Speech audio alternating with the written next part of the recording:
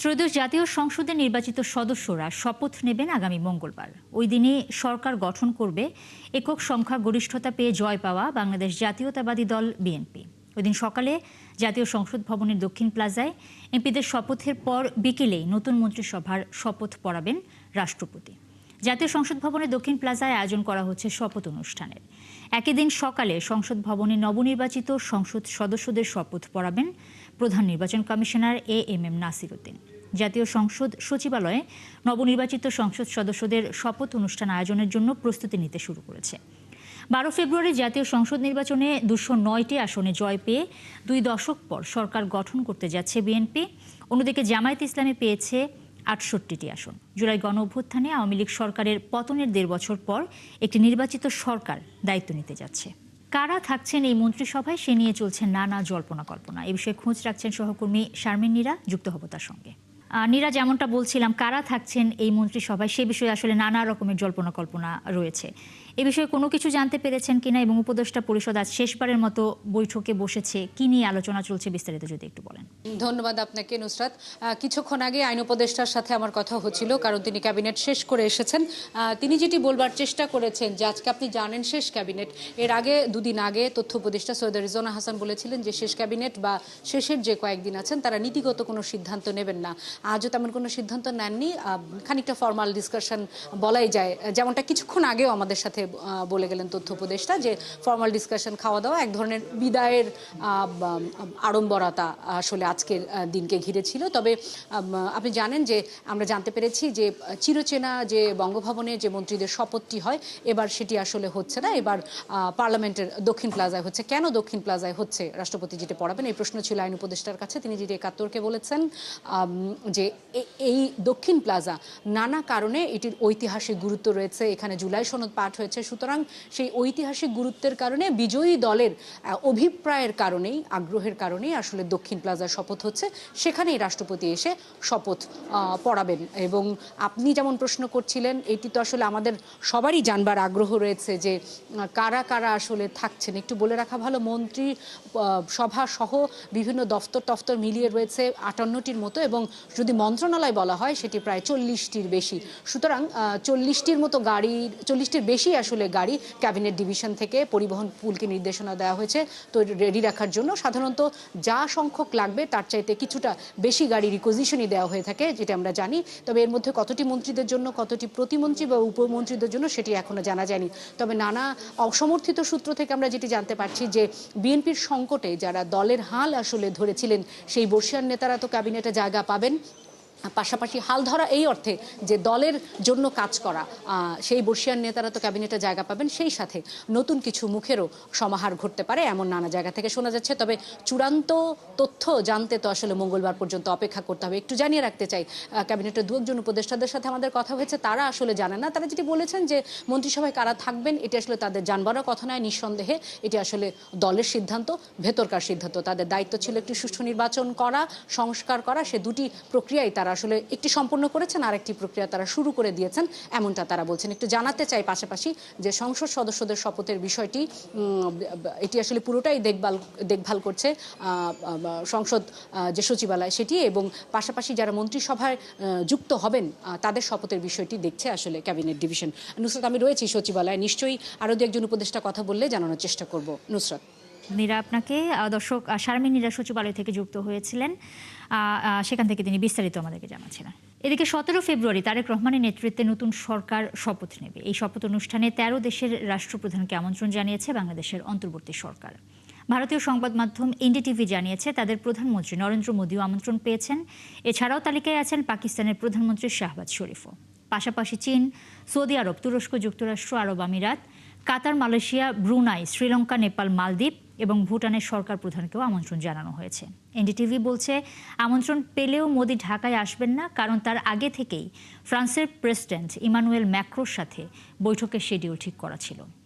তার বদলে পররাষ্ট্রমন্ত্রী এস জয়শঙ্কর অথবা ভাইস প্রেসিডেন্ট সিপি রাধাকৃষ্ণ শপথ অনুষ্ঠানে যোগ দিতে পারেন। বাংলাদেশের নতুন সরকারের এই শপথ অনুষ্ঠান ভূ রাজনৈতিক দিক থেকে গুরুত্বপূর্ণ হবে বলে প্রতিবেদনে জানিয়েছে এনডিটিভি।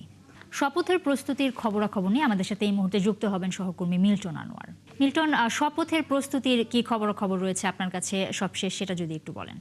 নুসরাত, শপথের ব্যাপারে যেটি প্রস্তুতির যে খবর সেটা হচ্ছে সংসদ বলছে যে তারা সংসদ সদস্যদের জন্য যে শপথটি হবে সংসদের ভেতরে মঙ্গলবার দিন সকালে, সেটির প্রস্তুতি তারা সম্পন্ন করে এসেছেন। কিন্তু বাইরে যেই দক্ষিণ প্লাজায় যেই শপথ অনুষ্ঠানটি হবে সেটির ব্যাপারে যেটি দায়িত্ব মন্ত্রিপরিষদ বিভাগের, এবং আমরা এখন দেখতে পাচ্ছি, ঠিক আমরা যদি খেয়াল করবেন দেখবেন যে দক্ষিণ প্লাজায় একটা জটলা আমরা দেখতে পাচ্ছি, যেখানে মন্ত্রিপরিষদ বিভাগ থেকে শুরু করে সরকারের ঊর্ধ্বতন কর্মকর্তারা তারা আছেন, এবং তারা সেখানে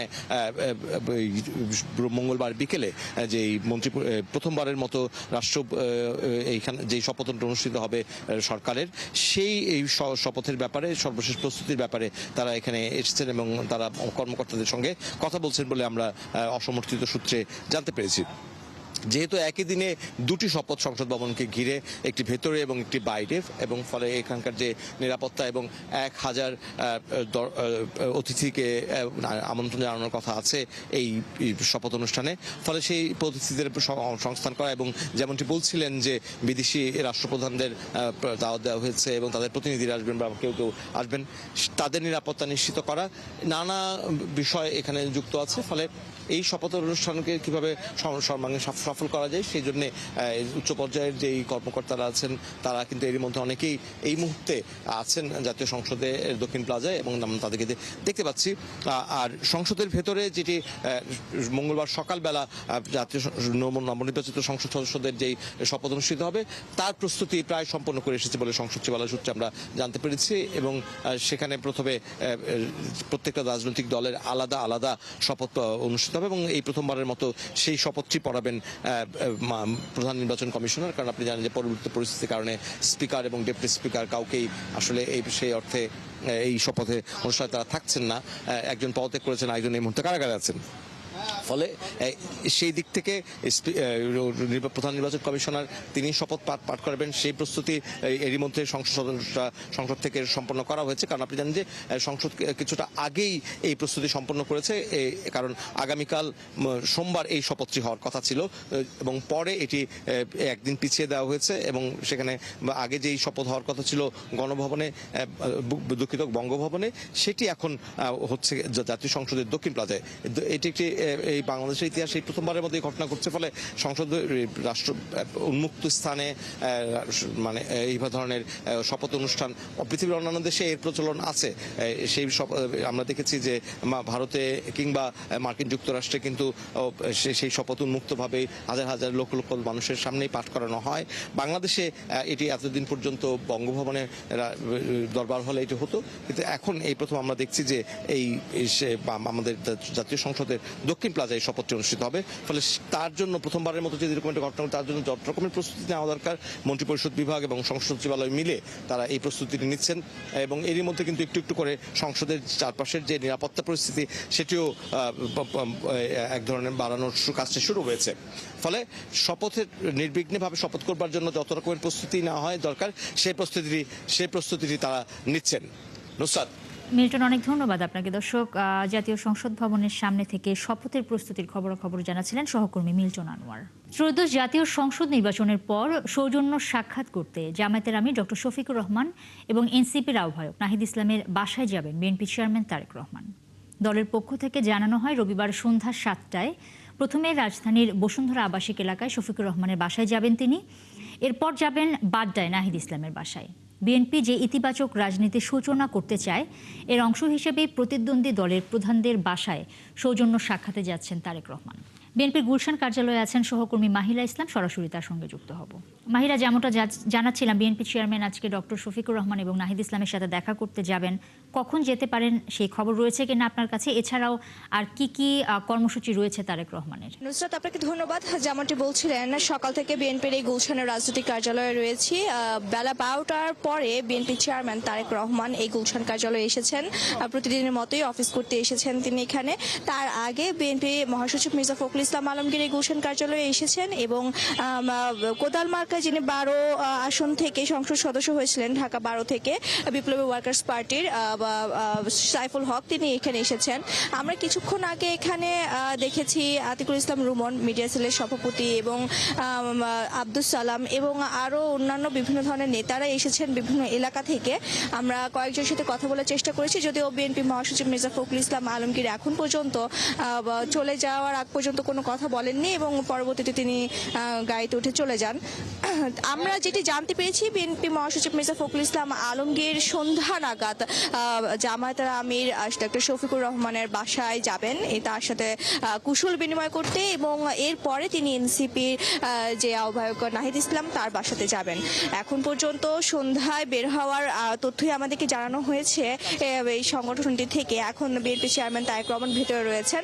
আমরা কয়েকজন তৃণমূল এবং বিভিন্ন আসনের কয়েকজনের সাথে কথা বলেছি যারা এখানে বিএনপি চেয়ারম্যান তারেক রহমানকে ফুলেল শুভেচ্ছা দিতে এসেছিলেন। সেখানে আমরা জানতে পেরেছি নিজ নিজ এলাকায় কেমন ধরনের কাজ এবং কিভাবে জনগণের আস্থার প্রতিফলন যেই দায়িত্বটি সেটি তারা কিভাবে সম্পূর্ণ করবেন, এইসব বিষয় নিয়ে কথা বলা হচ্ছে। এবং পাশাপাশি বিএনপির যে মন্ত্রিসভার বিষয়টি, যেটি নিয়ে আমাদের সকলেরই বেশ আলোচনার মধ্যে রয়েছে, কে কে থাকতে পারেন এবং সেখানে তরুণ কে কে আসতে পারেন সেই এবং জোট দল হিসাবে এখানে কিন্তু অনেকে জোট শরিক হিসাবে অনেকে বিএনপির সাথে নির্বাচন করেছেন, তারা অনেকে জয়ী হয়েছেন, যেমন বিপ্লবী গণসংহতি আন্দোলনের জোনেদ সাকি, বিজেপির আন্দোলিপ রহমান পার্থ এবং ববি হাজ্জাজ, ভিপি নূর, তাদের কথাও কিন্তু উঠে আসছে যে মন্ত্রিসভায় তারা কে কোন আসনে যেতে পারেন এবং তরুণ নেতৃত্বে যে নেতারা রয়েছেন তাদেরকে নেওয়া হতে পারে। এবং 2001-এর সময় যারা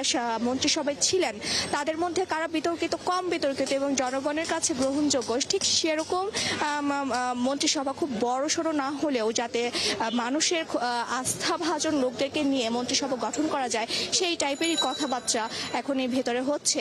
তবে কোনো নেতা বা কোনো আসনের কোনো প্রতিনিধি কিন্তু এই বিষয়ে সংবাদ মাধ্যমে কথা বলতে চাচ্ছেন না, যেহেতু বিএনপি চেয়ারম্যান তারেক রহমান এই বিষয়ে হয়তো বা পরবর্তীতে জানাবেন, যেহেতু 17 তারিখে তারা শপথ গ্রহণ করবেন সেই বিষয়ে তার প্রস্তুতি নিচ্ছেন। এবং বিএনপি চেয়ারম্যান তারেক রহমান এখন এই গুলশান কার্যালয়ে রয়েছে, কখন নাগাদ বের হতে পারেন সেই বিষয়ে সঠিকভাবে কিছু জানানো না হলেও হয়তো বিকেল নাগাদ তিনি এখান থেকে বের হবেন এবং সন্ধ্যাবেলায় জামায়াতের আমিরের বাসায় এবং তারপর পরে এনসিপির নাহিদ ইসলামের বাসায় তিনি যাবেন। এই হচ্ছে গুলশান কার্যালয়ের সামনে থেকে এখনকার মতো তথ্য, যে এখানে সাধারণ নেতাকর্মীদের মোটামুটি ভিড় রয়েছে। মাহিলা, অনেক ধন্যবাদ আপনাকে। দর্শক, বিএনপির গুলশান কার্যালয়ের সামনে থেকে যুক্ত হয়েছিলেন সহকর্মী মাহিলা ইসলাম। সেখানকার সবশেষ পরিস্থিতি তিনি আমাদের জানাচ্ছিলেন। নির্বাচনে বিভিন্ন অনিয়মের অভিযোগ এনে 32টি আসনে পুনরায় ভোট গণনা করতে ইসিতে আবেদন জানিয়েছে জামায়াতে ইসলামী।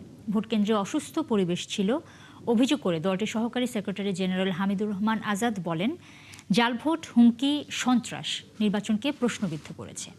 দুপুরে নির্বাচন কমিশনে বৈঠকের পর সাংবাদিকদের এসব কথা বলেন তিনি। এসব অভিযোগে আগামীকাল ঢাকায় বিক্ষোভ মিছিল করবে 11 দলীয় জোট। বায়তুল মোকাররম থেকে বিকেল 4:30টায় এই মিছিল শুরু হবে।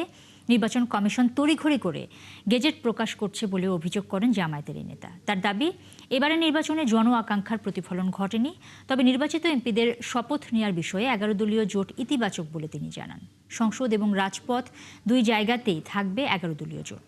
ইলেকশন ভোট গণনার মধ্যে যদি ত্রুটি থেকে যায় ফলাফলে তার প্রভাব পড়বে, এটাই স্বাভাবিক। তারা বলেছে আপনারা গেজেট প্রকাশ করবেন না, আমাদের এই কমপ্লেনগুলো আছে পুনর্গণনা।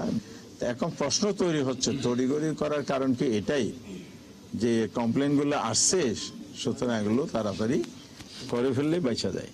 আমরা আগামীকাল 16ই ফেব্রুয়ারি ঢাকার রাজপথে বায়তুল মোকাররম উত্তর গেট থেকে আমরা প্রতিবাদ সভা এবং বিক্ষোভ মিছিলের ঘোষণা দিয়েছি। কারণ হচ্ছে এই সহিংসতা বন্ধ করতে হবে। বিপুল দায় দেনার বোঝা, 2 লাখ কোটি টাকার 135টি নতুন প্রকল্প, 1 লাখ কোটি টাকার পে স্কেল ঘোষণা, বিমান লসে থাকলেও যুক্তরাষ্ট্র থেকে উড়োজাহাজ কেনার সিদ্ধান্ত।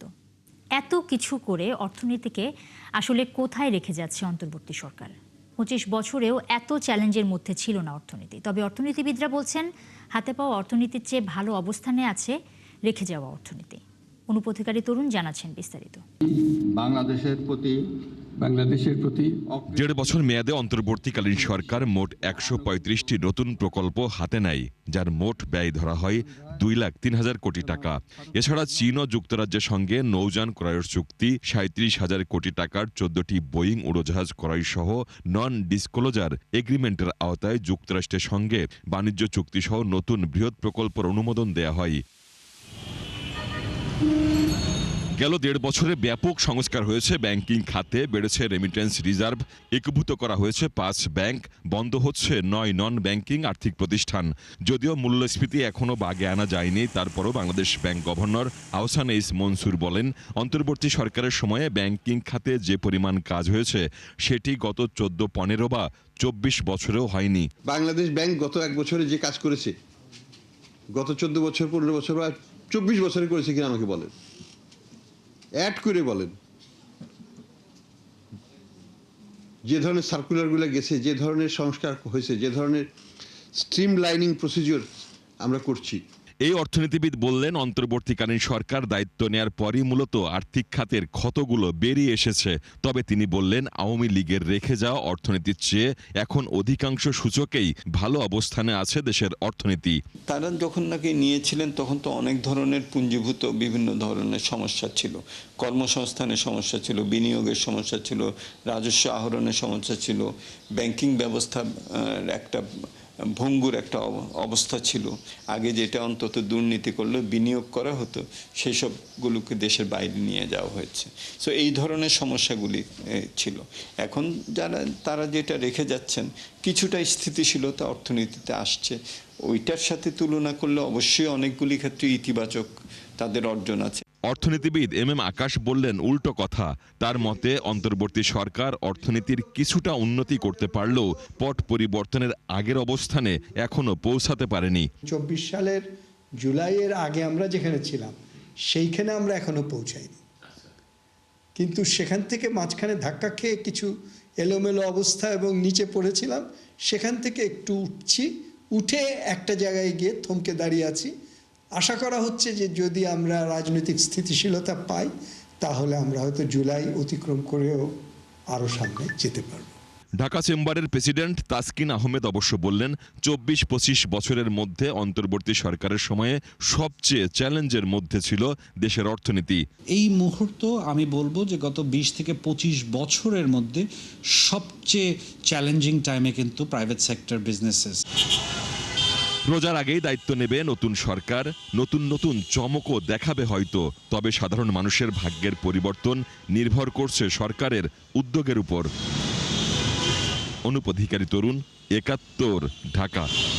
দর্শক, এই মুহূর্তে সচিবালয়ে কথা বলছেন তথ্য পরিবেশ উপদেষ্টা সৈয়দা রিজওয়ানা হাসান। আমরা সরাসরি সেখানে চলে যাচ্ছি।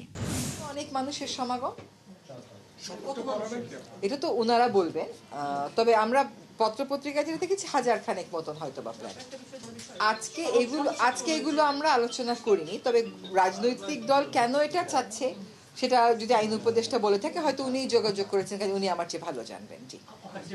দ্বিতীয় প্রশ্নের উত্তরটা আগে দিই। দ্বিতীয় প্রশ্নের উত্তরটা হচ্ছে, আসলে তো এটা সিদ্ধান্ত চূড়ান্তভাবেই হয়েছে যে সকল নির্বাচনই, জাতীয় নির্বাচনই নির্দলীয় সরকারের অধীনে হবে। তত্ত্বাবধায়ক সরকার ব্যবস্থা আদালতের নির্দেশে ফিরেছে এবং সেখানে বলাই আছে পরের নির্বাচনগুলো ওই সরকারের অধীনে হবে। আরেকটা কথা হচ্ছে, ফায়াজ তায়েব সাহেব চলে গেলেন মানেটা কি? এটা বলার আগে বলতে হবে ফায়াজ তায়েব সাহেব দেশে এসেছিলেন, ও তো দেশে থাকতো না, ও তো কাজ করতো নেদারল্যান্ডসে, ওইখানেই ওর পরিবার, ওইখানেই ওর সংসার। ও 1.5 বছর ওর পরিবার থেকে আলাদা থেকে রাষ্ট্রের এই দায়িত্বটা পালন করেছে। এখন রাষ্ট্রের দায়িত্ব শেষ হয়েছে, সে তার পরিবারের কাছে ফেরত গেছে। এখন এইটাকে যদি আপনি ভিন্নভাবে উপস্থাপন করতে চান করতে পারেন। ও তো বলেছে যে ও আবার দেশে ফেরত আসবে। আমাদের রুট তো এখানে, ও তো এখানে কাজ করতো না, ও তো কাজ করে বিদেশে, ওর চাকরিটাই ছিল বিদেশে। আমাদের বিডার আশিকের চাকরিটাই ছিল বিদেশে।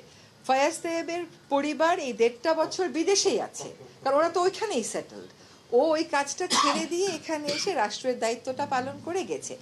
ও যে এই টেলিযোগাযোগ সেক্টরে রিফর্মগুলো করেছে, এগুলো অনেকের পছন্দ হয়নি, তারা এই কথাগুলো বলছে, গোপনে চলে গেছে। তখন কোনো উপদেষ্টা যদি আমাদের দায়িত্বের পরে আমরা বিদেশে যাই, তাহলে আমি চলে যাব বেলাতে, সেখানে আমার অলরেডি একটা ইনভিটেশন আছে এপ্রিল না মে মাসে, আমার সেটাও মনে নাই, আমি সেখানে যাব। আর আমি কি একটা ঘোষণা দিয়ে যাব যে ভাই আমি অত তারিখে অমুক মিটিংয়ের জন্য অমুক দেশে যাচ্ছি? এটা তো কেউ ঘোষণা দেবে না।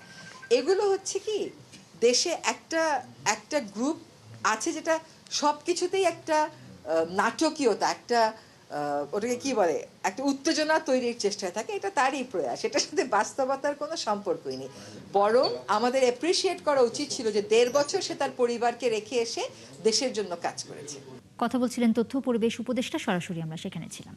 অর্থনৈতিক সংকট, সুশাসনের অভাব, অনিয়ম, দুর্নীতি আর সীমাহীন অব্যবস্থাপনার মধ্যে সরকার গঠনের দ্বারপ্রান্তে বিএনপি। 2 দশক পর ক্ষমতা নিতে যাওয়া দলটির জন্য তাই প্রধান চ্যালেঞ্জ হবে এসব সামাল দিয়ে নতুন সম্ভাবনা তৈরি করা। বিশেষ করে নিয়ন্ত্রণে আনতে হবে জিনিসপত্রের দাম, বিনিয়োগের পরিবেশ নিশ্চিত এবং কর্মসংস্থান বাড়ানো। ব্যাংক এবং আর্থিক খাতের স্থিতিশীলতার নিতে হবে কার্যকর উদ্যোগ। বিশ্লেষকরা মনে করছেন প্রত্যাশা আকাশ সমান, তবে কঠিন হবে বাস্তবায়ন। আরও জানাচ্ছেন মাইনুল হাসান। অভাবনীয় জনসমর্থনে 2 যুগ পর আবারও দেশ পরিচালনার পথে বিএনপি, যার আনুষ্ঠানিক যাত্রা শুরু হতে পারে চলতি সপ্তাহেই। আওয়ামী আমলের ভঙ্গুর অর্থনীতি হাতে নিয়ে গেল 1.5 বছরে তা সামাল দেওয়ার চেষ্টা ছিল অন্তর্বর্তী সরকারের, যদিও কাঙ্ক্ষিত সাফল্য আসেনি সব ক্ষেত্রে। তাই বিএনপির সামনে চ্যালেঞ্জ সেসবের মোকাবেলার মাধ্যমে জনপ্রত্যাশা পূরণ করা। দীর্ঘদিন ধরেই দেশের মানুষের জন্য বড় আতঙ্ক হয়ে আছে চড়া মূল্যস্ফীতি। নীতি প্রয়োগ কিংবা বাজার ব্যবস্থাপনার চেষ্টায়ও সাফল্য আসেনি খুব একটা। তাই নতুন সরকারের প্রধান চ্যালেঞ্জই হবে এই সূচক কমিয়ে সাধারণ মানুষকে স্বস্তি দেয়া। লুটপাট আর পাচারে ক্ষতবিক্ষত ব্যাংক ব্যবস্থায় গ্রাহক আস্থা ফেরাতে কাজ করতে হবে নিবিড়ভাবে। এছাড়া অনিয়ম দুর্নীতি নির্মূলের মাধ্যমে নিশ্চিত করতে হবে সুশাসন। কিন্তু এই অচলায়তন ভাঙা কতটা সহজ হবে নতুন সরকারের জন্য? ডে 1 থেকে তারা যদি সিগন্যাল দেন অতীতের মতো ভবিষ্যৎ হবে না, তাহলে কিন্তু ওইটাই একটা বড় ধরনের সিগন্যাল যাবে অর্থনীতিতে, যেটা পরবর্তীতে অন্যান্য জায়গায় ওইটা যাবে। যদি আমরা প্রথম 2 বছরের মধ্যে সিগনিফিক্যান্ট রিফর্ম মেজার্স না দেখি, তাহলে বুঝতে হবে যে আমাদের অর্থনীতির যে সমস্যাগুলো সেগুলো থেকেই যাচ্ছে এবং সাধারণ মানুষের সেখান থেকে কোনো সুফল পাবে না। দেশে দীর্ঘদিন ধরেই থমকে আছে সরকারি বেসরকারি বিনিয়োগ। তৈরি হচ্ছে না প্রত্যাশিত কর্মসংস্থান। ফলে শিক্ষিত বেকারের সংখ্যা এখন রেকর্ড অবস্থানে। উপযুক্ত পরিবেশ নিশ্চিতের মাধ্যমে এই সূচকে উন্নতি ঘটাতে হবে নতুন সরকারকে। অবকাঠামো দুর্বলতা, জ্বালানি সংকট সমাধানে নিতে হবে কার্যকর উদ্যোগ। এছাড়া আইন শৃঙ্খলা পরিস্থিতির উন্নতির মাধ্যমে ফেরাতে হবে বিনিয়োগকারীদের আস্থা। সেই সাথে এলডিসি উত্তরণ, রাজস্ব বাড়ানো ও প্রয়োজনীয় সংস্কারে হতে হবে সমান মনোযোগী। বিনিয়োগ এবং কর্মসংস্থান, যেটা একটা বড় ধরনের এখন সমস্যা হিসেবে আবির্ভূত হয়েছে, সেখানে আমাদের বিনিয়োগ পরিস্থিতি উন্নত করা, অবকাঠামোগত বিষয়গুলোকে অগ্রাধিকার দেওয়া, এটা আমাদের করতে হবে। ঋণও তো একটা খুব বড় মানে রিপেমেন্ট অব্লিগেশনে আমরা চলে গেছি। ডোমেস্টিক রেভিনিউ মোবিলাইজেশন ছাড়া আমার কোনো উপায় নেই। সেই জায়গায় অনেক রিফর্মস বাকি, এবং এটা কালকে থেকেও রিফর্ম শুরু করলে এটার সুফল পেতে পেতে এটা মধ্যম মেয়াদী সুফল পাওয়া যাবে। সুশাসনের ক্ষেত্রে দুর্বলতা মানুষের কাছে প্রতীয়মান হয়, তাহলে কিন্তু ওইটা 1-1.5 বছর লাগবে না, প্রথম থেকেই মানুষ একটা হতাশার মধ্যে পড়ে যাবেন। বিশ্লেষকরা মনে করেন স্বজনপ্রীতি ও রাজনৈতিক হস্তক্ষেপ ঠেকাতে শুরু থেকেই সতর্ক থাকতে হবে নতুন সরকারকে। তখন তারা গণতান্ত্রিক সরকারের প্রতি অনেক বেশি শ্রদ্ধাশীল হয়। মইনুল হাসান, 71, ঢাকা। আওয়ামী দুঃশাসন থেকে মুক্তি মিললেও অন্তর্বর্তী সরকারের 1.5 বছরে নিম্ন আয়ের মানুষের মূল প্রত্যাশাই পূরণ হয়নি। মূল্যস্ফীতির চড়া পারদে জিনিসপত্রের দাম সাধ্যের বাইরে, উল্টো কমেছে কাজের সুযোগ। আছে বাড়ি ভাড়া বৃদ্ধি সহ নানা অস্বস্তিও। নতুন সরকারে তাই নতুন করে আশা দেখছেন রাজধানীর সাধারণ মানুষ। মিসবাহ হাসানের রিপোর্টে বিস্তারিত।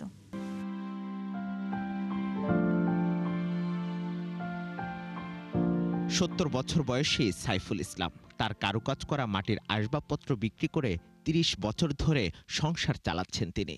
তার তৈরি পণ্য দেশের গণ্ডি পেরিয়ে বিদেশেও যায় মাঝে মধ্যে, কিন্তু তাতেও জীবনযুদ্ধ বদলায়নি সাইফুলের। প্রাপ্তির চেয়ে অপ্রাপ্তির তালিকায় দীর্ঘ। তাই হয়তো দেশে নতুন সরকার এলে নতুন করে আশা দেখেন এই জ্যেষ্ঠ নাগরিক। আমাদের নতুন সরকারের কাছে চাওয়া হলো যে আমাদের স্থায়ী একটা ব্যবস্থা যদি উনি করেন। রহিমা বেগমেরও অপ্রাপ্তি বেহিসাব। প্রতিদিন তার বিক্রি করা ফুলে হাসি ফোটে কত শত মুখে।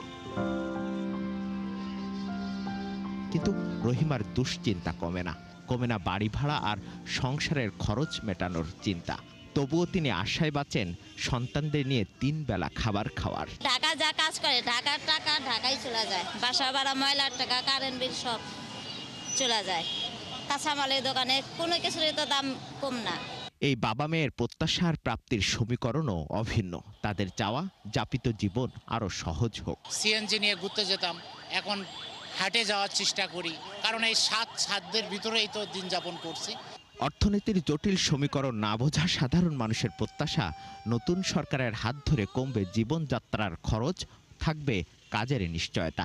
গরিব মানুষ যারা আছে তারা যাতে একটু তাদের স্বাবলম্বীর মধ্যে চলাফেরা করতে পারে, যেমন আমাদের মধ্যবিত্তের মধ্যে যারা আছে যেন শুধুমাত্র চলতে পারি। নিত্য প্রয়োজনীয় দ্রব্যমূল্যের বৃদ্ধি না পায় সেটা আমাদের কামনা থাকবে। যারা বেকার আছে তাদের একটা কর্মসংস্থানের ব্যবস্থা হোক। সরকার গঠন করলে বসলে অটো উপরে চলবো না তা আমাকে একটা অভাব সৃষ্টি হয়ে যাব। নতুন বছর কিংবা নতুন সরকার, সাধারণ মানুষের প্রত্যাশা থাকে স্বস্তির। দ্রব্যমূল্যের এই ঊর্ধ্বগতির সময়ে নির্বাচিত সরকারের কাছে সাধারণ মানুষের প্রত্যাশা তাদের জীবনযাত্রার মান আরও সহজ হোক। মিসবাহ হাসান, ৭১, ঢাকা। টানা কয়েকটি মেয়াদ জাতীয় সংসদে বিরোধী দলের আসনে বসা জাতীয় পার্টি এবার নেই সংসদে। আওয়ামী লীগ আমলে গৃহপালিত বিরোধী দলের স্বীকৃতি পাওয়া দলটি এবারের নির্বাচনে একটি আসনও পায়নি। এমনকি তাদের ঘাঁটি হিসেবে পরিচিত রংপুর বিভাগেও নেই কোনো জয়। কেন এমন ভরাডুবি? মাইনুল মারুফের প্রতিবেদনে বিস্তারিত। আহ্বান জানাচ্ছি মাননীয় বিরোধী দলের নেতা জনাব গোলাম মোহাম্মদ কাদের। আওয়ামী লীগ সরকারের সময় তারা ছিল আনুষ্ঠানিক বিরোধী দল। এই পরিচয় একসময় জাতীয় রাজনীতিতে আলোচনায় টিকেছিল জাতীয় পার্টি, কিন্তু মাঠের রাজনীতি কিংবা জোরালো সরকার বিরোধী ভূমিকায় তাদের কখনোই দেখা যায়নি। জাতির জনক বঙ্গবন্ধু শেখ মুজিবুর রহমান সাহেবকে পরিসংখ্যান অনুযায়ী ২০০৮ সালে নবম সংসদ নির্বাচনে ২৭টি আসন, ২০১৪ সালে দশম সংসদে ৩৪টি, ২০১৮ সালে একাদশ সংসদে ২২টি, ২০২৪-এ দ্বাদশ সংসদে ১১টি আসন পায় জাতীয় পার্টি। এর মধ্যে ২০০৮-এর নির্বাচনের পর বাকিগুলো আমিও ডামি সহ রাতের নির্বাচন হিসেবে বিতর্কিত। তবে ফ্যাসিবাদী শাসনামল হিসেবে পরিচিত শেখ হাসিনার সরকার পতনের পর এবারের নির্বাচনে দেশের কোনো আসনেই জয় পায়নি দলটি। এমনকি রংপুর বিভাগ, যাকে দীর্ঘদিন জাতীয় পার্টির শক্ত ঘাঁটি বলা হতো, সেখানেও ভরাডুবি হয়েছে দলটির। বিশ্লেষকদের মতে ফ্যাসিবাদের সহযোগী রাজনীতির অভিযোগ দলটির ভাবমূর্তি সংকট তৈরি করেছে। বিরোধী দলের আসনে থেকেও কার্যকর ভূমিকা না রাখায় এবার ভোটারদের আস্থায় প্রভাব ফেলেছে। জাতীয় পার্টির এই কর্তৃত্ববাদ, প্রত্যক্ষ এবং পরোক্ষ কর্তৃত্ববাদ, একবার সে নিজে কর্তৃত্ববাদ প্রতিষ্ঠা করেছে, আরেকবার কর্তৃত্ববাদ ফ্যাসিবাদ প্রতিষ্ঠায় সহযোগিতা করেছে। ২৪ বছরের শাসন, এই ৫৪ বছরে জাতীয় পার্টির কারণে আমরা কিন্তু ভুগেছি। ৯০ সালে গণঅভ্যুত্থান এবং গণঅভ্যুত্থান পরবর্তী সময়ে কিন্তু সে ক্ষমা পেয়েছে। সে ক্ষমাটা সে মনে রাখে নাই, সে আবার কর্তৃত্ববাদ ফ্যাসিবাদ প্রতিষ্ঠা করেছে। সুতরাং সে কিন্তু যদি জাতীয় পার্টি যদি ক্ষমাটা মনে রাখতো, তাহলে কিন্তু জাতীয় পার্টির এই জিনিসটা হতো না। নিজেদের আসন হিসেবে পরিচিত উত্তরাঞ্চলও কোথাও না জেতার পেছনে জাতীয় পার্টির জনগণের জন্য কাজ না করা ও ফ্যাসিবাদের দোসর পরিচিতি প্রধান কারণ বলে মনে করেন এই রাজনৈতিক বিশ্লেষক। উত্তরবঙ্গ তাদের মূল ঘাঁটি জাতীয় পার্টি, কিন্তু এই উত্তরবঙ্গের মানুষের আবেগ অনুভূতিকে ব্যবহার করে তারা বারে বারে ক্ষমতা এসছে, কিন্তু উত্তরবঙ্গের কোনো উন্নয়ন হয়নি, যে কারণে মানুষ আসলে তাকে উত্তরবঙ্গ থেকে প্রত্যাখ্যান করছে। কারণ এই মুহূর্তে রংপুর বিভাগ দারিদ্রতম বিভাগ, এই বিভাগের ৮টি জেলার মধ্যে ৫টি জেলা দারিদ্রতম। তার মানে আপনি বুঝতেই পাচ্ছেন যে প্রায় ৪২ বছর এই দলটি উত্তরবঙ্গের কোনো উন্নয়ন করেনি, কিন্তু বারবারই জিতেছে। ত্রয়োদশ জাতীয় সংসদ নির্বাচনে ১৯৬টি আসনে লাঙল প্রতীক নিয়ে নির্বাচনে অংশ নেয় জাতীয় পার্টি। মাইনুল মারুফ, ৭১, ঢাকা। চাঁপাইনবাবগঞ্জে বোমা বানানোর সময় দুজনের মৃত্যুর জন্য জামায়াতের বিজয়ী প্রার্থীকে দুষছেন বিএনপির স্থানীয় নেতারা। যদিও জামায়াত বলছে মাদক ব্যবসায়ীরা আধিপত্য ধরে রাখতে বোমা বানাচ্ছিল। এদিকে জামালপুরে শনিবার রাতে সহিংসতার জন্য জামায়াত কর্মীদের দায়ী করেছেন বিএনপির নবনির্বাচিত সংসদ সদস্য। অন্যদিকে নাটোরের লালপুলে সহিংসতার পেছনে জয়ী বিএনপি প্রার্থী এবং পরাজিত স্বতন্ত্র প্রার্থী একে অপরকে দায়ী করেছেন। সহকর্মীদের পাঠানো তথ্য ও ছবিতে প্রতিবেদন। নির্বাচন পরবর্তী সহিংসতায় জেরবার চাঁপাইনবাবগঞ্জের নাচল, শিবগঞ্জ ও সদর। শনিবারে ককটেল বিস্ফোরণে হতাহতের ঘটনায় এলাকার লোকজন বলছেন বিস্ফোরণ ঘটেছে দুলাল আলীর ভাইয়ের বাড়িতে। দুলাল জামায়াতের সমর্থক হিসেবে এলাকায় পরিচিত। নিহত দুজনের পরিচয় শনিবার বিকেলে পুলিশ নিশ্চিত করেছে। নিহত আলামিন ও জিহাদ ভাড়ায় বোমা বানানোর জন্য এসেছিল। নির্বাচনে জয়ের পর জামায়াত শক্তি দেখাতে বোমা মজুদের চেষ্টা করছিল, অভিযোগ বিএনপি নেতাকর্মীদের। প্রকৃত দোষী দুলালকে যদি অ্যারেস্ট করা হয়, ওই যে কবির কি রুবেলকে যদি অ্যারেস্ট করা হয়, ওই কিন্তু বোমার পার্টিকে এনেছে এবং ওই কিন্তু ওই যে যারা খুন হয়েছিল তারাকে নবাবগঞ্জ নিয়ে গেছে। ভোটের দিন সকালে ভোট পাস করার পরে একটা মিছিল বেড়েছে, যত বিএনপির বাড়ি আছে সবার বাড়িতে ঢিল মেরেছে। নেতাকর্মীদের সঙ্গে সুর মেলান বিএনপির পরাজিত প্রার্থী। তবে জামায়াতের পক্ষ থেকে এই অভিযোগ অস্বীকার করে বলা হয়, মাদকের চোরাচালান নিরাপদ করতে এই বোমা বানানোর প্রস্তুতি। নির্বাচন অনুষ্ঠিত হয়ে গেছে, নির্বাচনের ফলাফল ঘোষণা হয়েছে, আমরা এটা মেনে নিচ্ছি। এরপরে এ ধরনের ঘটনা এটা দুঃখজনক। এ ধরনের ঘটনা আমরা পছন্দ করি না। যারা ধানের শীষের পক্ষে কাজ করেছে তাদেরকে আক্রমণ করার জন্য, তাদের বাড়িঘরকে আক্রমণ করার জন্য তারা এই প্রস্তুতি নিচ্ছিল প্রতিহিংসামূলক হিসাবে, অন্য কিচ্ছু না। আর রাজশাহী রেঞ্জের ডিআইজি জানান, অপরাধীদের কোনো দল নেই। আমরা আশা করছি যে এটার তদন্ত হওয়া সাপেক্ষে দ্রুতই আমরা এটা উদ্ধার করে ফেলতে পারবো এবং আমাদের সবার প্রচেষ্টা রয়েছে যে এরকম ঘটনা যেন আর না ঘটে, এই জন্য আমরা ব্যাপকভাবে আরো অভিযান চালাবো। এদিকে জামালপুরে শনিবার রাতে বিএনপি ও যুবদলের নেতাকর্মীর বসতবাড়ি এবং ব্যবসা প্রতিষ্ঠানে হামলার জন্য জামায়াতকে দায়ী করেছেন জামালপুর ৫ আসনের সদ্য নির্বাচিত বিএনপির সংসদ সদস্য। বার্সেলোনা ইউনিয়ন জামাত ইসলামের আমির মাওলানা শহীদুল ইসলামের নেতৃত্বে জামালপুর সদর উপজেলা বার্সেলোনা ইউনিয়নের কাশারুপাড়া সরকারি প্রাথমিক বিদ্যালয় ভোট কেন্দ্রের যুগ্ম আহ্বায়ক ও ইউনিয়ন যুবদলের সহসভাপতি মোহাম্মদ ফারুক আহমেদের দোকান লুটপাট সহ মোটরসাইকেল ভাঙচুর করে এবং বার্সেলোনা ইউনিয়নের ৪ নং ওয়ার্ড বিএনপির ভারপ্রাপ্ত সভাপতি মোহাম্মদ নজরুল ইসলামের বাড়িঘর ভাঙচুর করে। উপরোক্ত ঘটনাগুলো বাংলাদেশ জামাত ইসলামী ঘটিয়ে উল্টো বিএনপি নেতাকর্মীদের উপর চাপিয়ে রাজনৈতিক ফায়দা হাসিলের চেষ্টায় লিপ্ত। নাটোরের লালপুরে বিএনপি প্রার্থী ও স্বতন্ত্র প্রার্থী সমর্থকদের মধ্যে সংঘর্ষে অন্তত ৭ জন আহত হয়েছে। ঘটনাস্থল থেকে দেশীয় অস্ত্র উদ্ধার করেছে পুলিশ, আটক হয়েছে 2 জন। এই সংঘর্ষের জন্য বিএনপির নবনির্বাচিত সংসদ সদস্য ব্যারিস্টার ফারজানা শামীম পুতুল এবং স্বতন্ত্র প্রার্থী কাইফুল ইসলাম টিপুর সমর্থকরা একে অপরকে দায়ী করেছে। হাসান আহমেদ, ৭১। দর্শক, চলছে সংবাদ সংযোগ। সরাসরি সংবাদ অনুষ্ঠান দেখতে চোখ রাখুন ৭১-এর ফেসবুক পেজে এবং সাবস্ক্রাইব করুন ৭১-এর ইউটিউব চ্যানেল। সাথেই থাকুন।